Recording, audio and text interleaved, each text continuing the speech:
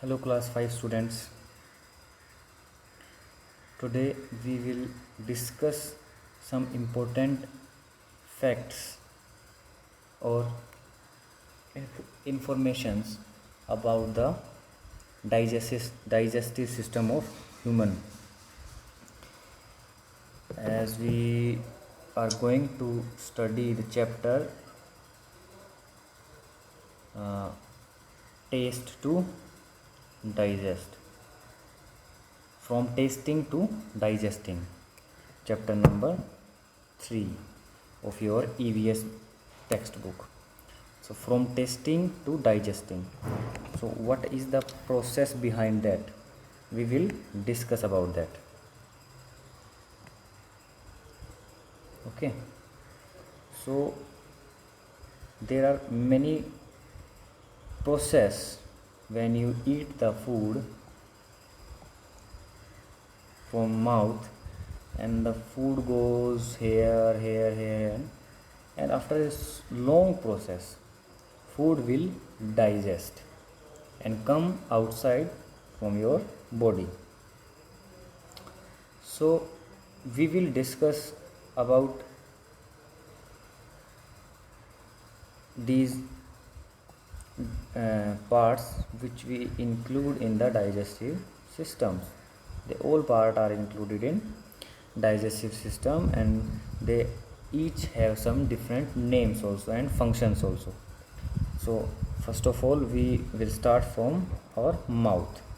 जब हम खाना खाते हैं तो सबसे पहले माउथ से खाते हैं. चलिए देखिए, अब ये क्या है, यहाँ ये सारे जहाँ ये इस एरिया में जितने भी हमारे डाइजेस्ट सिस्टम के पार्ट हैं वो सारे लिखे हुए हैं. ओरल कैविटी, टीथ, टंग. देखिए टीथ से क्या करते हैं, हम खाने को चबाते हैं. ठीक है, टीथ से क्या करते हैं, हम break the food into small parts. ठीक है, टंग क्या करती है, उसमें सलाइवा मिलाती है, सलाइवा. ठीक है, जिसे हम हिंदी में लार बोलते हैं. ठीक है, वो मिलाती है तो खाना थोड़ा सा स्लिपरी हो जाता है और आसानी से यहाँ से लुढ़क कर यहाँ आ जाता है. ठीक है, चलिए अब बात, सबसे पहले खाना आता है इस पाइप से होकर यहाँ. ठीक है, यहाँ कुछ एंजाइम्स होते हैं. एंजाइम्स मीन्स एसिड कह लीजिए. ठीक है, जो खाने को डाइजेस्ट करने में हेल्प करते हैं. ठीक है, फिर इस पार्ट का नाम है पेनिक्रियाज. ये ऊपर वाला जो पार्ट है इसको बोलते हैं लीवर. ठीक है, लीवर में बाइल होता है, एक जूस होता है एक तरीके का. ठीक है, लिक्विड बाइल, वो स्टोर रहता है. यहाँ से वो खाने में मिक्स होता है और खाने को जल्दी से डाइजेस्ट करने में मदद करता है. अब देखिए ये छोटा सा एरिया यहाँ,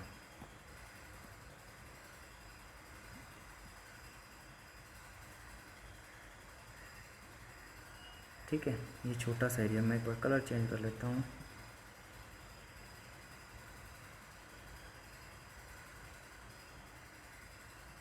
ये छोटा सा एरिया है जिसको हम बोलते हैं गॉल ब्लैडर. ठीक है, ये भी एक तरीके से कंसंट्रेशन, मतलब कि कब कितना बाइल रिड्यूस करना है, ये कौन कंट्रोल करता है, गॉल ब्लैडर. ठीक है,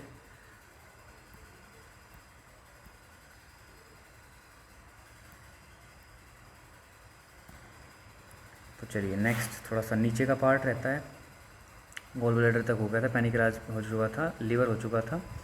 अब देखिए खाना में एंजाइम मिलने के बाद, खाने में एंजाइम्स मिलने के बाद खाना आता है. देखिए ये जो ये वाला पोर्शन है ये है लार्ज इंटेस्टाइन यहाँ तक, और ये जो बीच में रस्सी सी दिख रही है ना, ये बहुत लंबा एरिया होता है, लगभग 7 to 9 किलोमीटर तक का.